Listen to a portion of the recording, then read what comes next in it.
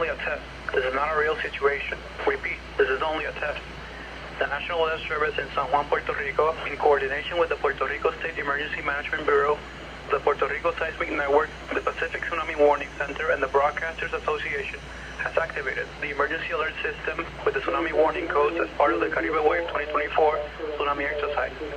In case of a real tsunami emergency, this will be one of the ways that you will be notified if a tsunami warning has been issued for Puerto Rico and the Virgin Islands. This is only a test. This is not a real situation. Esto es solo una prueba. No es una situación real.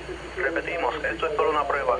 El Servicio Nacional de Meteorología en San Juan, Puerto Rico, en coordinación con el Negociado de Manejo de Emergencias y Administración de Desastres, la Red Sísmica de Puerto Rico, el Centro de Alerta de Tsunamis del Pacífico y la Asociación de Radiodifusores ha activado el sistema de alerta de emergencias con los códigos de un aviso de tsunami, como parte del ejercicio Tsunami CaribeWave 2024. En caso de una emergencia real de tsunami, esta sería una de las maneras en que usted recibirá la notificación de que un aviso de tsunami ha sido emitido para Puerto Rico y las Islas Vírgenes. Esto es solo una prueba, no una situación real.